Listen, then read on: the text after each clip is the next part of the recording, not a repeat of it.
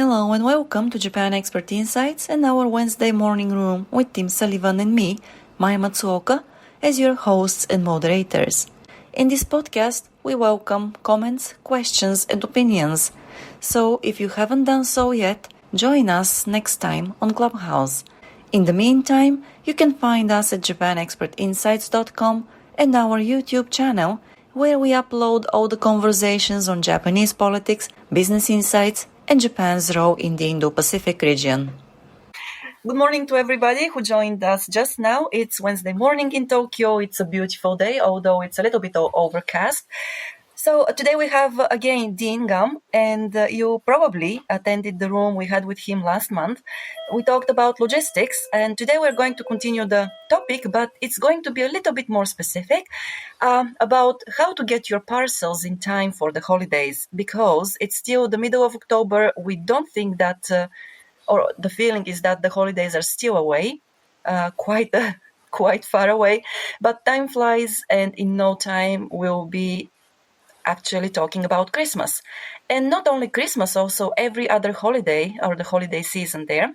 So, Dean, without any further ado, let's start. And of course, we can take questions and comments on the way or after you finish talking. Everything is okay. You know that everybody in the room, you already know that you can come up on stage. Okay, Dean, let's start. Wonderful. And thank you again, Maya, and also Tim, for your invitation and support. And I guess a quick, hello to everyone out there. Great to catch up with the folks on Clubhouse. And we were kind of briefly talking about the opening of the borders, for which, Japan, of course, as of yesterday, but also Taiwan and Hong Kong are catching up as well. So I think it's good news all round. And many of us look forward to be able to connect with friends and family in person. I personally am hoping to, looking forward to catching up with my fiance, who is based in Taiwan. But enough about me. Back to the topic on hand. So last time I kind of shared the challenges, especially for the logistics and air freight industry. So what I thought I'd do is just kind of give a quick update, what's happening in that space, and then definitely come back to the topic at hand about sending shipments, how to avoid delays, but more so, of course, in relevance to gifts, sending gifts overseas, especially as Mayo mentioned, that tends to catch up into us all too quickly for the end of year, especially for sending gifts for holidays such as Christmas, that sort of thing.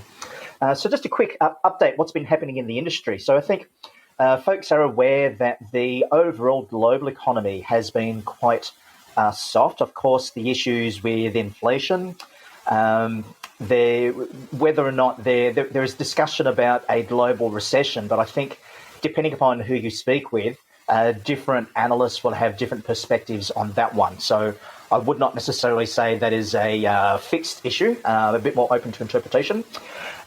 With the delays and bottlenecks, especially in shipping and supply chain over the last 2 years, or maybe I should kind of give some context as well.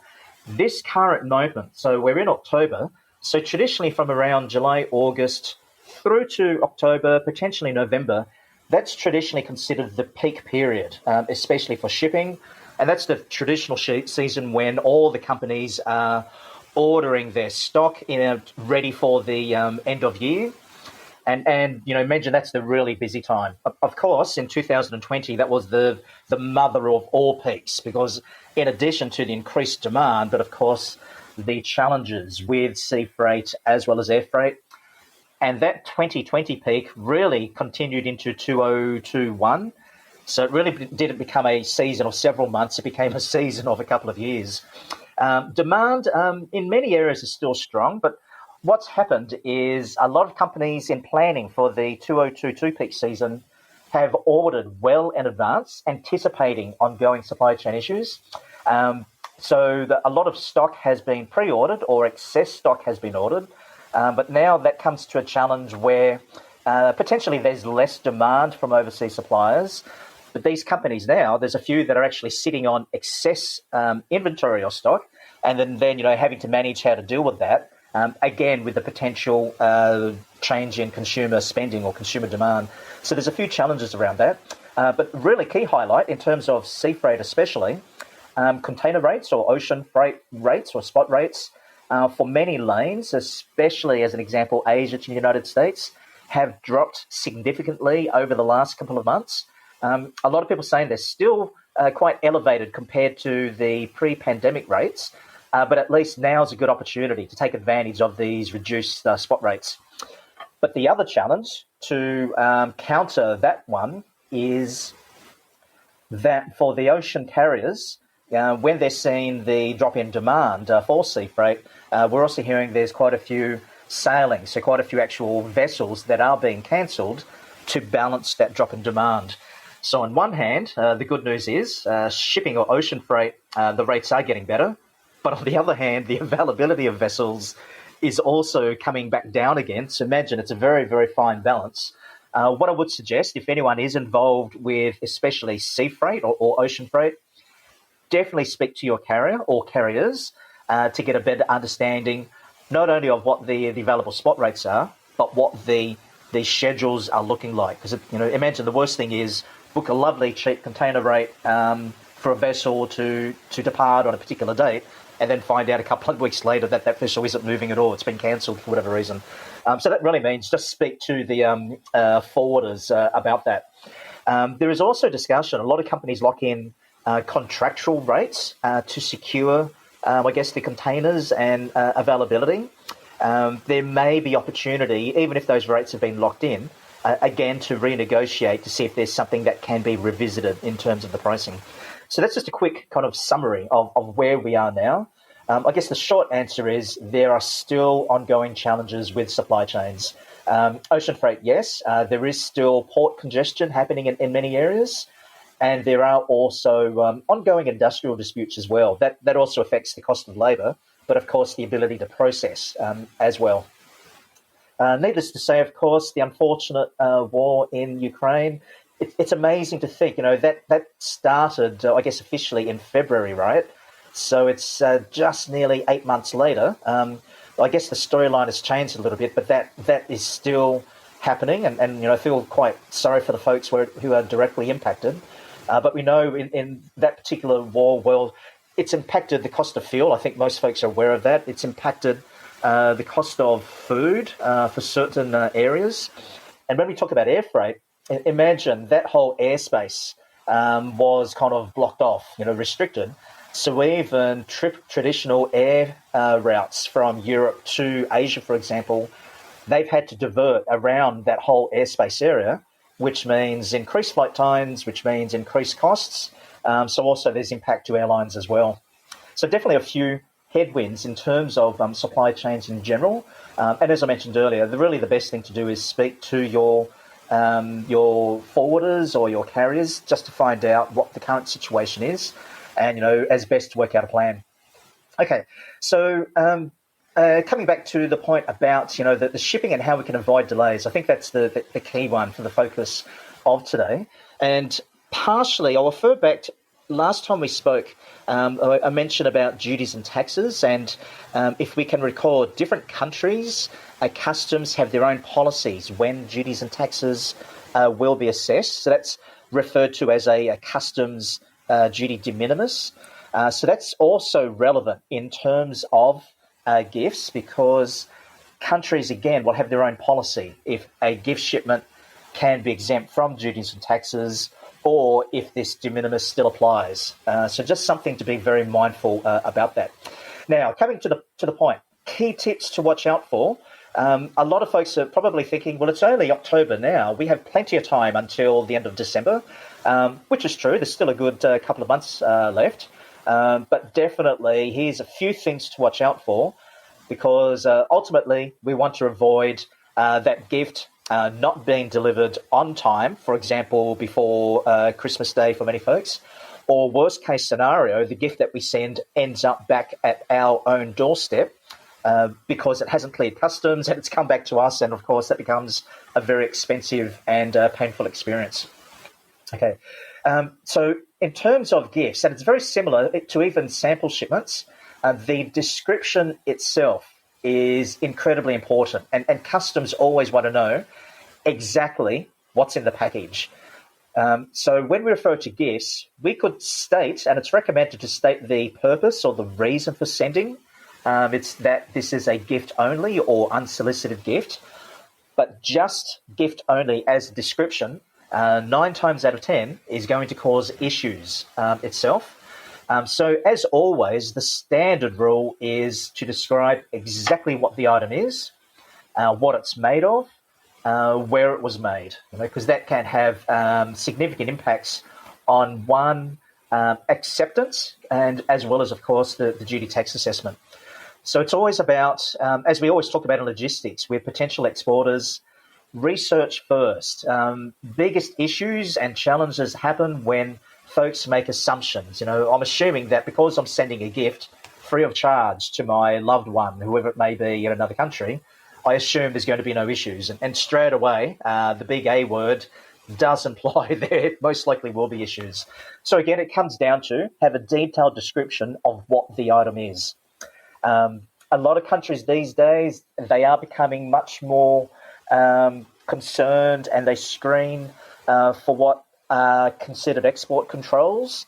So imagine for certain commodities or products, and also for certain countries or locations, there could be a what's called an export control list, where some items simply cannot be sent for various reasons. I guess a lot are geopolitical related, but we just have to watch out for that. There's also another topic which talks about dual use or multi-use. So something could be sent, let's say, for example, a drone. So everyone's saying, the drone technology as such, that might be considered a gift item, but that also could be considered having dual use for different purposes. So we have to be very careful about if we're sending drones, and if we are, where to, because it may be totally restricted completely. So again, number one, detailed description of what we're sending. Yes, state the reason as gift, but as I mentioned, just stating gift only really is going to cause issues. Now, so apart from the gift itself, so the description, very important.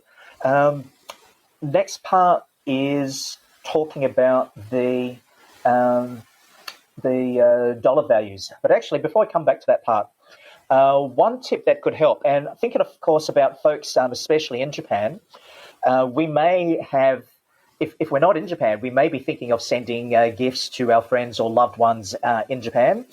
Similarly, Japan Customs may also have restrictions for what can be not only imported, but also exported as well. So Mayo, you've got a link, I think, with Japan Customs, right? There's a very useful section. It's like an FAQ, which gives common issues for importing and exporting to or from Japan. So that is a worthwhile link straight away, just to park, have a quick refresh, especially if we're thinking of sending to Japan or sending it out of Japan. So definitely that's a useful one to watch out for.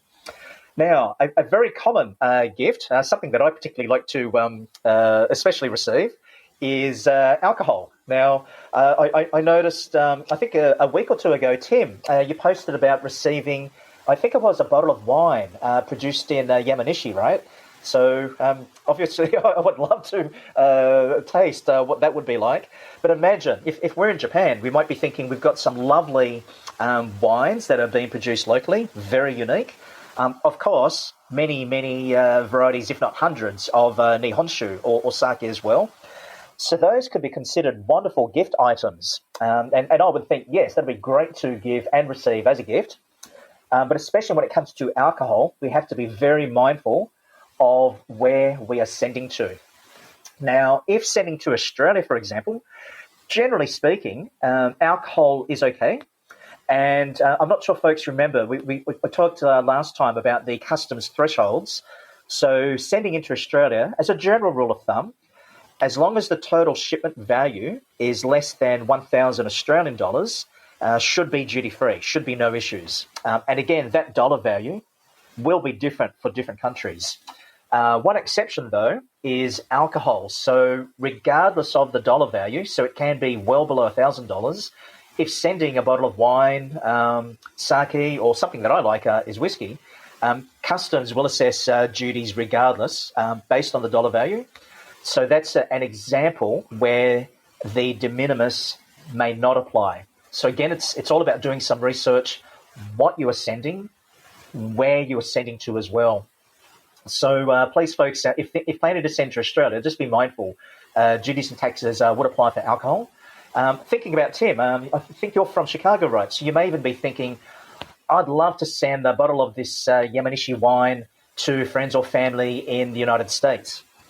Well, unfortunately, folks, alcohol to the United States, regardless of quantity, general rule of thumb, if it's a gift or for personal use, the short answer is no. Customs will not accept that. And many a carrier, even sending via the post, ultimately, if the shipment is accepted, once it reaches the US border, it will be returned to sender, no questions asked. The law for the United States, it's a little bit related to the old prohibition policy. So I think that's an opportunity for review there. But the short answer, if anyone is planning to send alcohol of any kind, including gifts to the United States, typically the importer does need to be licensed to be able to import alcohol.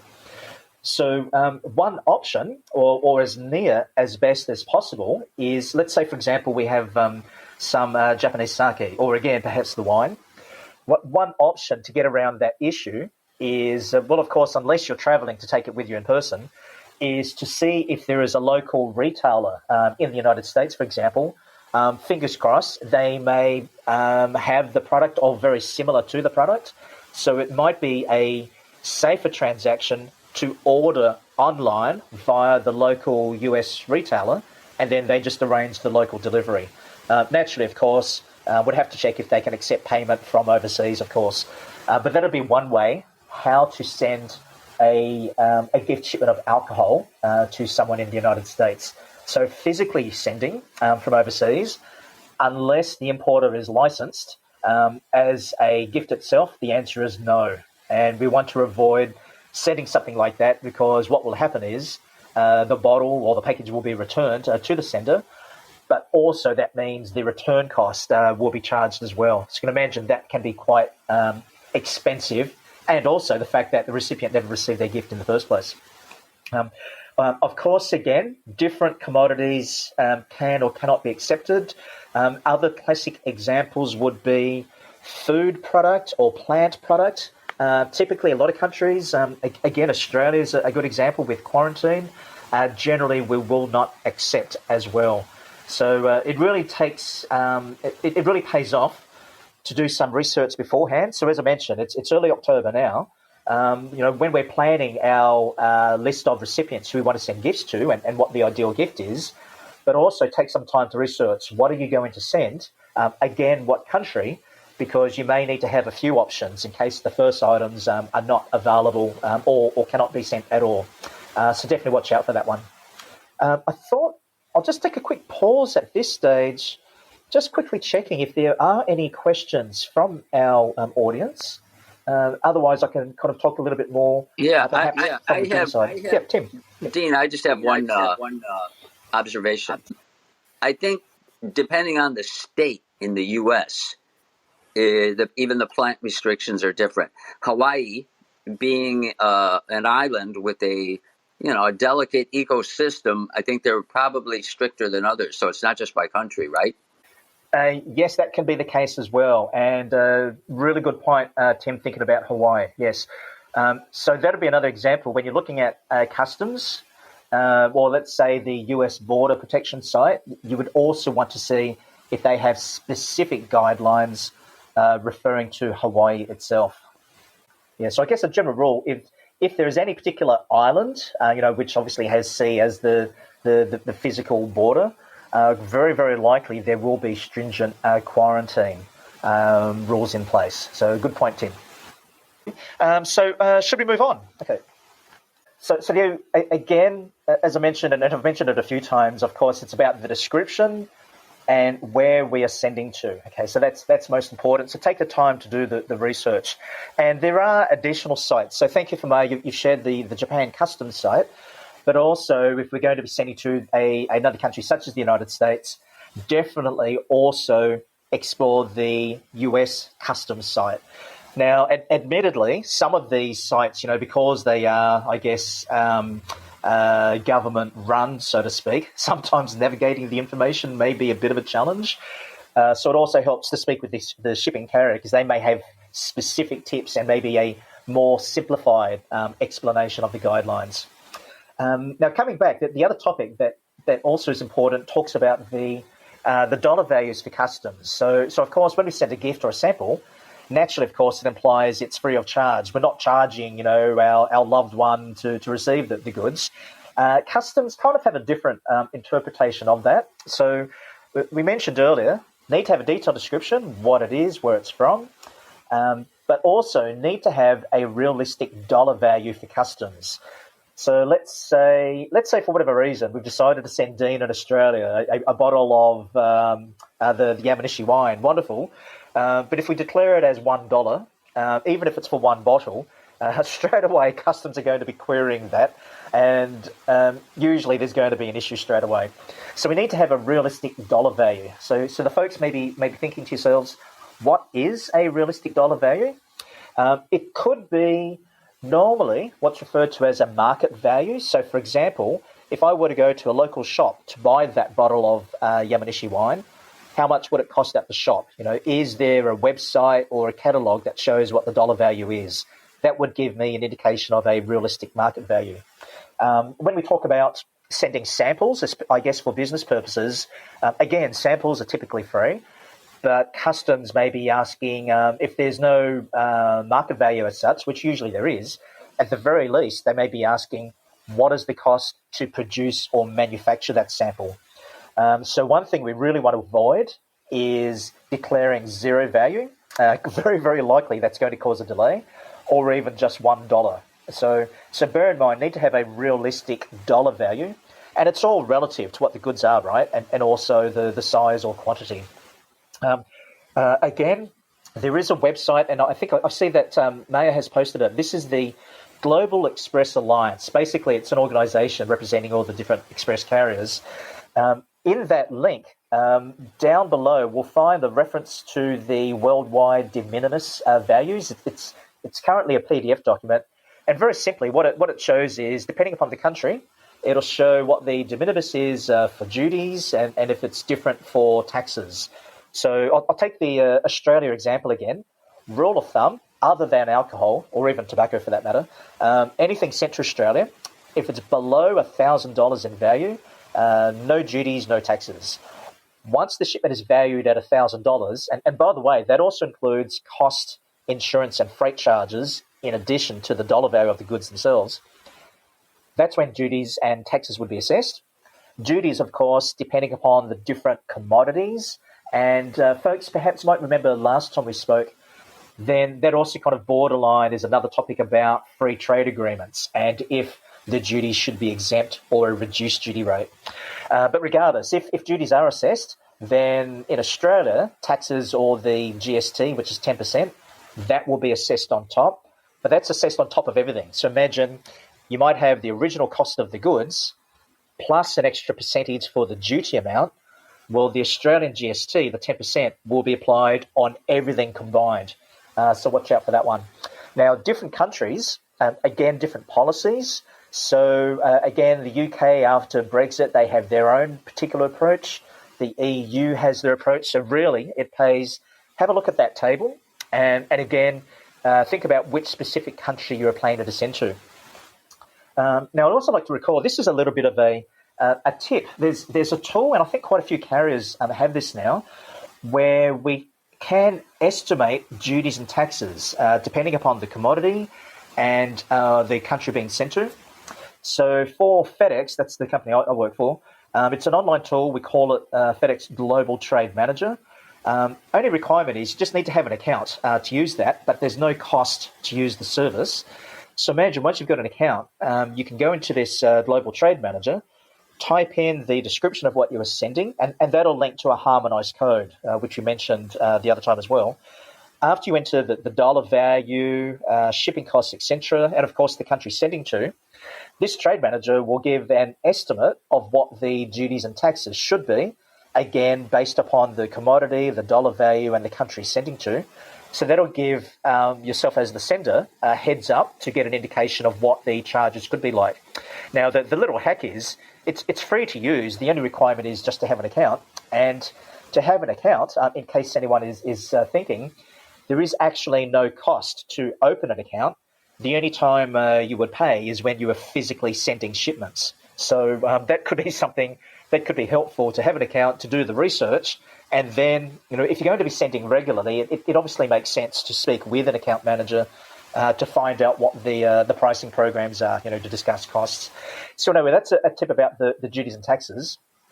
As I mentioned earlier, some countries may have exemptions for gifts. So it's also worthwhile, in addition to that de minimis table that I mentioned, it's also worthwhile checking out the individual customs country page. A lot of them do have a section for gifts and will give some kind of guidelines about the handling of duties and taxes. If in doubt, it's fairly safe to assume that duties and taxes may apply when we refer to that de minimis table. But again, we might be lucky. Some countries may have some form of exemption. So just watch out for that one. Now, what happens if duties and taxes are assessed, right? Because again, if it's a gift, we generally don't want our recipient, our loved one, to be paying more for something that, we're giving them for free. Now, in the case of, I guess, the traditional post, normally what would happen is once the goods arrive at the border, if duties and taxes are assessed, usually the standard mechanism is the recipient is contacted and then they'll be asked to pay whatever the dollar amount is for the duties and taxes. Then the shipment is released and sent out for delivery. So that's kind of like the standard process. But again, from a gift point of view, it kind of breaks that surprise, let alone the goodwill gesture, so to speak. So an option could be to use an express carrier such as FedEx, or of course there are others out there as well. Many do have the ability where you could have your own account, as I mentioned earlier. And through an account, you could also elect, if there are duties and taxes, for those to be billed to your account as the sender, so that the recipient overseas has no charge at all. So that'll be a nice experience for the recipient. It does give that option for duties and taxes to be billed to the sender, but just be mindful as well, there may be a cost for that. So depending upon the amount of duties and taxes, if they're assessed, the billing costs, it's sometimes referred to as a disbursement or an advancement fee. It could be a small percentage, 2 or 2.5% of the total duties and taxes, but it also could be a flat rate, whether it's $20 or something like that, which covers the administrative charge to bill the duties and taxes to the account. So I guess in short, what it means is to have an account to accept the billing of the duties and taxes provides a nice experience for the recipient as such, but it may represent an additional cost for the sender. So that's just another consideration to keep in mind. So imagine you've got the transportation cost itself, potentially if there's duties and taxes, and if those duties and taxes are billed to an account as the sender, there may be this small administrative fee. So really, the tip is speak to, if you are going to open an account or if you do have one, speak to your shipping carrier and ask them, what would be the potential costs if you wanted to have duties and taxes billed to your account. So be very mindful about that. Again, it's one of those big assumptions that people make where they think, I'm sending a gift, I'm not charging it to my friend or loved one, therefore there should be nothing paid else. But often there may be. So again, it comes back to that research. Hopefully, I hope I have not confused anyone yet. I'm trying to kind of keep all the points relevant and practical. And another topic is the packaging, because packaging is always important. And when I think about this packaging, I kind of keep thinking the storyline about Goldilocks. So I'll share the packaging tips in terms of Goldilocks and not the 3 bears, but Goldilocks and the 3 brown boxes. That might help folks with this one. I guess within logistics, pretty straightforward, but again, these are big watch-outs to be mindful of. So I guess Goldilocks and the first package. The first package was very insufficient. It had the bare minimums, and ultimately, because the packaging was so small or so minor, resulted in being damaged. Now, damages can happen in transit. I guess the very simplest thing to think of is either thousands and thousands of packages being pushed along conveyor belts or sortation systems, or even on a flight. They're loaded into a container, but aircraft, for those who are flying, do and can experience air turbulence, which does cause a lot of shock and vibration to the packages themselves. So that first package for Goldilocks was insufficient, resulted in damages. And really, there's two types of damages. One could be obvious external damage, where when you look at the box, you can easily see that it's crushed for whatever reasons. So then we have to think about having sturdy outer protective packaging. But the other damage, which can be quite common, especially for fragile items, is inner damage. So it may not be visibly noticeable from outside, but when opening the package, the contents, if let's say, for example, glassware, ceramics, or anything fragile as such, may be completely broken or in pieces. Okay, and again, that happens, as I mentioned, shock and vibration does occur. So we need to have enough inner packaging or inserts to protect the contents from the shock and vibration. I guess one quick example, one thing I like in terms of glassware is, I think the description is Kiriko. So Satsuma Kiriko from Kyushu, or even Edo Kiriko from Tokyo. So very lovely, beautiful glassware, very elegant.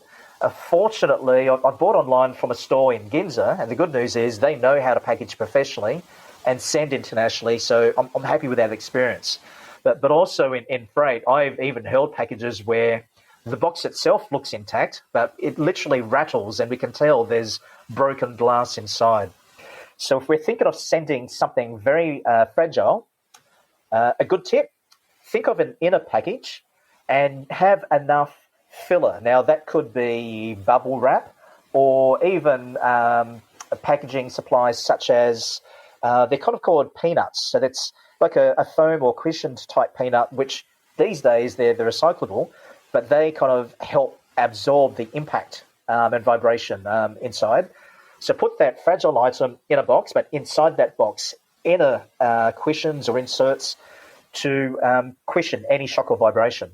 And if the item is really delicate, take that inner box and place it in a second outer box, which also has some inner lining. That gives really sturdy protection for the package itself. So that's definitely the tip about the experience with Goldilocks and the first box. Make sure the packaging is sufficient, especially for fragile items. Again, shock and vibration does occur. Now, there was the second brown box for Goldilocks. So Goldilocks had the second brown box, had wonderful packaging, inserts, and a second layer of protection and what have you. But this box was over-packed, meaning it was too big. It definitely added protection for the goods that Goldilocks was sending, but it took up too much space. So that second brown package, the experience was the freight charges or the transportation charges were much higher than what Goldilocks anticipated. So the issue there is the package, the weight was assessed on what's called volumetric weight, also referred to as cubic weight, for which the size of the package was much larger than the physical weight or density of the package, which changed the billable weight. And that can have a significant impact as well. So the moral of that one for the second package is definitely needs to have enough protective layers, what have you, but don't have the package just filled with dead air or dead space. And I've seen some packages when we pick them up, they are incredibly light, and sometimes it's hard to tell what's actually inside the package because it's so light. But because of the size or volume takes up, we know the transportation charge is going to be relatively high. That's particularly important, especially for air freight, because it's all about size and space, and when we talk about capacity on planes. So that'll be the tip about package or brown package number 2. Don't make it too large because you may be paying for unnecessary air. So that brings us, of course, to Goldilocks and the third brown box. And that brown box was just right. It had enough inner protection and cushioning, inserts, etc., to protect the safe transport of the goods themselves, and it wasn't too large that it didn't take up too much unnecessary space. So getting it just right is the balance. Now, we might be thinking, what is the balance? Well, I guess the real answer is it's going to depend on the item itself and how big it is in the first place. But definitely have a thought about this little story with Goldilocks and the three brown boxes. Have a think, how fragile is your item? That's the number one thing. And of course, how big is it in the first place? So I hope that's a useful tip or analogy to use. Now, for Japan, we often think about the gift wrapping, right? And that's possibly just as important as the gift itself. I think it should be obvious, but just in case, for those who may not be sure, if we're sending a gift to or from Japan, yes, gift wrap it, but that should be a part of the inner packaging.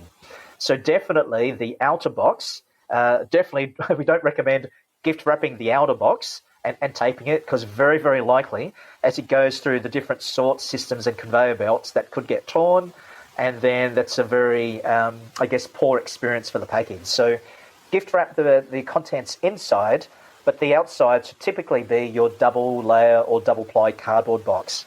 Some folks, in their minds, they might also think about using string to tie up the package itself. String or rope or twine, that sort of thing, again, not recommended because easy to get caught through those conveyor systems. Better to use tape, strong, sturdy packing tape, seal up all the edges. That's the best way to do it. So that, again, the package can move safely along itself. I think one last thing I might like to quickly mention is about the delivery itself. And then, open up if any other folks have any other questions or comments. So in terms of the delivery, normally, of course, we think about deliveries of gifts to someone's home or residence. And especially over the last couple of years, that's become quite normal with a lot of folks working from home. But it might be worthwhile just to double check with the carrier, what are the considerations for residential delivery? So in the old days, if no one was home at the recipient's door or household, in the old days, most couriers would have left a calling card and sometimes come back again the next 1 or 2 days, or the recipient has to contact the carrier or the post to arrange to collect the item. So that's fairly standard. Of course, through the pandemic, for safety purposes, a lot of couriers moved toward contactless delivery, meaning no need to sign anything, and then the package was simply left on the doorstep. But imagine that can also, depending upon the location, represent some safety issues as well. So a lot of carriers these days will give options. So as long as the recipient's contact details are provided, when preparing the con note or the shipping label or airway bill, it's a good tip. Usually there's an option to include the email address or even mobile number of the recipient. So even FedEx, for example, has an option. If we're shipping to a residence, as long as the mobile number is provided and or email address, an alert can be sent to the recipient to let them know there's a package coming and gives them the approximate ETA. It does kind of spoil the surprise of the package being sent, but also in logistics, we like to avoid surprises for many reasons. Now, imagine if the recipient's not home, they can elect, as an example with FedEx and with the other carriers as well, they could elect for the package to be held, to be collected from the nearest depot. They could also give instructions, give it to the neighbour instead, here's my authority, or maybe deliver it on a particular date. So they may be going away for a couple of days, but they might say, on this date I'll be home, so deliver it on this date. So that's also an option to consider when we're sending to a residential address, and that's about the notification options that can be given to the recipient so they can basically manage their own delivery. Definitely something to bear in mind, especially, I guess, these days, a lot more folks are coming back to the office, right? Now, one, last consideration, some folks might decide to send a package to the work office address, right? So I might send a package to, let's say, Tim, care of his company. Now, if we put the company details on the airway bill, that kind of implies that the company itself becomes the import of record. And if there are duties and taxes, they may be billed to the company and they might possibly have an account with the carrier. So that could be an issue where a gift shipment suddenly becomes deemed a shipment for this company, which might also, of course, have issues. So if we're sending something to a business address, and if it's not related to the actual company itself, simple tip would be leave the company name address blank and just put care of the company details in the delivery address area. Okay, so that's something to be mindful of as well. Okay, well, I think I've been rattling off now. Again, more kind of shipping tips.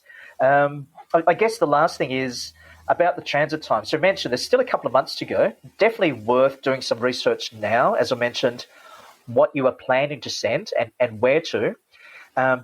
Generally speaking, the most cost-effective or the cheapest option is to send via the post and via surface mail, right? But again, just be mindful that lately shipping vessels are being scaled back due to the reduced demand for ocean freight. Another announcement, which for Australia, if anyone was thinking to send surface mail to Australia, Australia Post, I think literally a week ago, announced that they are temporarily suspending surface mail coming into Australia for different reasons, but then that could greatly impact the delivery schedule if sending by surface mail. So be mindful of that. So then express couriers could be the next best option. Yes, of course, the cost would be higher, but of course it's a premium service and timelines are typically much shorter. Most express carriers these days, depending upon the specific countries, right, probably take on average around 3 to 4 days. But again, that will depend upon, one, the origin and destination country, and also which specific service that the carrier has available. So again, if we're thinking of an express carrier, definitely speak to the account manager, but also find out what the shipping schedule or is. Often, just before the end of the year, carriers may publish some kind of guideline. You know, this is the last recommended shipping date because of the holiday period. Keep that in mind. But also, as we've learnt for the last couple of years, delivery times can easily be impacted for various reasons, whether it's customs, whether it's weather issues. For example, Hurricane Ian, unfortunately, had massive impacts, not only to the people, but also to logistics as well. So just be mindful of what be happening. Definitely anticipate a few extra days at the very least in order to get your delivery on time. Okay, so I think that's, again, more of myself rambling on about kind of tips about shipping, packaging, and sending gifts. So I guess as we draw toward the end of this hour, again, good opportunity. If there are any other questions or comments from the folks, if not, I guess thinking about Japan, just also thinking, what it's now looking like locally as the doors are opening, especially for tourism. I hope to be getting over sometime in 2023. Yeah, well, Yuka-san, welcome. Do you have any questions for Dean? Yes, thank you. Thank you, Dean, for very useful tips. I have sort of a question that it may sound weird, but I do have a question. So background information, I'm very cheap. So when you said, there is a taxes involved when you are shipping, let's say, from Japan to U.S., because I live in the States, and I'm planning on going to Japan. Like you said, they're opening up. Thank you, Maya. So let's say I buy something as a gift, but I'm going to send to myself in the States, and I'm going to ship within the States. If I address the recipient as myself, so that cannot be considered as a gift. So I don't have to pay taxes or duties, right? Okay. Yuka, thank you for that question. Could I just double check? So you've mentioned sending to yourself. Yes. Could I? And that's in the United States. Right. But could I just double check? Yeah. Where from? I'm sorry. What? Where would the package be sent from? What is the From origin? Japan.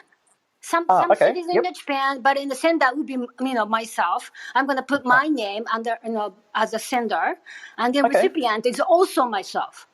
Yep. Okay, so kind of I guess it's sending individual to individual. Right. Generally speaking, that should be okay. And if it helps later, I can look up the US Customs. I think they've also got a section about gifts. But specifically for the United States, do you remember I mentioned that customs de minimis threshold? Right. So for Australia, that's 1,000 Australian dollars. Into the United States, their threshold is 800 US dollars. Okay. So, of course, it depends upon what the item is that you intend to send. But generally speaking, depending upon the actual commodity, if the total value is below 800 US dollars, All right. then there should not be any duties and taxes anyway. Okay. Yeah, I mean, all right. So, so the people can do that even if they're sending for commercial use. Okay, so when it comes to commercial use, that could be another story. Now, in terms of the customs de minimis for commercial use, again, it's the same ruling, the 800 US dollars. Okay. So usually that should be okay. But normally, if it is commercial, you'd be sending it from company A to company B. Or another common thing is, a lot of companies have branches, different parts of the world. So it might be company ABC Tokyo office sending to company ABC California office, something like that. Right. So that's quite normal. There's no issue there. And then typically, again, depends upon the commodity, it comes down to what is the dollar value. Will it be below the 800 US dollar de minimis for the United States? Who decides this value? Who decides this value? I mean, let's say if I buy something from the department store, maybe price is already clear. Can it be subjective, right? Can be. So the actual dollar value, the threshold, of course, that's set by the customs authorities, and I guess to an extent the local taxation may have something to do with that as well. But here's something to watch out for. Sometimes there may be a request to provide evidence or proof of the money paid. Now, slightly different scenario. Often I've seen that can happen where we've got a large item, let's say 100 kilos of whatever widgets, but the dollar value was only declared as $10. They stated samples only $10 for 100 kilos of product. Customs then asks evidence of money paid price, and examples of that could be show the transaction, the invoice that was paid. That could be one. Another thing they'll do is they'll actually ask for a catalogue. So show us the product name, the brand name, and then they'll go to the website to see what the current prices are. So I guess if you're thinking of buying something from a local department store, if you found something in Tokyo, lovely, and you want to send it back to yourself back in the United States, and that is quite normal, be prepared to have a copy of that store receipt in case you may be asked. Okay. But as I mentioned, generally speaking, if as long as your gift, even to yourself, is below the $800, should be no issue. What I'm actually thinking is, I think what we might do is post perhaps later in LinkedIn. There's obviously quite a lot of different countries do have a specific policy about gifts, so I can easily look up and share that later if that helps. Okay. All right. Great. Thank you. Yep. Okay. Thanks, Yuka. Glad to help. Thank you, Dean. I never thought in depth and never imagined that there is so much detail in logistics, but it only makes sense. And I wanted to say that people who have never listened to it or just even tried to scratch the surface could ever imagine how much detail there is to consider and to be careful about. So thank you very much about this. And I remember that it was years ago when I wanted to send some alcohol, an alcoholic drink from Bulgaria to Japan. And then my friends they still work for FedEx there, by the way. And they said, well, sorry, we cannot send any alcoholic drinks or we can, but, they're going to be a couple of times more expensive and so on and so on. And I thought, wow, this is so inconvenient. But thinking about it, actually, it makes a lot of sense. And thank you very much for giving us all this information, because I believe that it makes things easier to understand. It makes things also more transparent. And I also wanted to ask you a question. Of course, I'm aware that because of digitalization, of course, technology and so on, probably a lot of the information is available online nowadays. But at the same time, for people who are busy and cannot really go through all the websites, is there an option, to call one of your offices and talk with an officer there and get details about their parcel? Okay, so Maya, that's, I guess, who to ask for advice, that sort of thing, right? Right, yes. I guess there's two ways. I'll try to answer that one. Generally speaking, it's quite okay to reach out to the customs authorities directly. But sometimes I hear they'll just point to, go to this website, go to this ruling. And some customs websites I've seen laid out in a fairly logical manner. Okay. Others, there's so much detail, you really need to be a specialist broker to understand what they're referring to. So that can be a little bit challenging. If it were a case of going to the shipping carrier and asking for advice, I would be more inclined to lodge an online inquiry and ask for a callback from an account manager or maybe someone from the clearance team who can assist. Imagine staff at the various depots, they're processing packages each day. So it depends on the nature of the inquiry, right? Sometimes it takes a little while to research the specific countries involved and then, of course, the commodities. So going to an actual carrier's shopfront, so to speak, could be helpful, but if they have a lot of other clients that they're dealing with, just like the post office, there could be a bit of time involved. There are various portals. Definitely, I would say there is a lot of information out there, but it comes to what is the most practical and, I guess, user-friendly information that you can find. I recall last time there was a shipping channel that FedEx has, and again, different carriers have similar tools as well. Can gladly share that again, because that also gives some practical tips.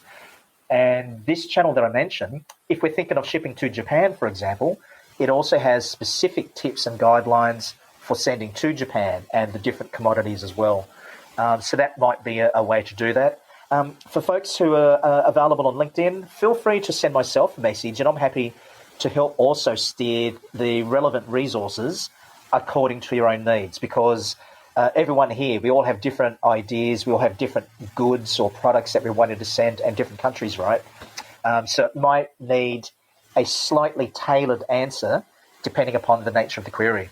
But anyway, anyone is feel free to reach out to myself, and I'm happy to help share what resources that I have access to. Thank you, Maya. Much appreciated.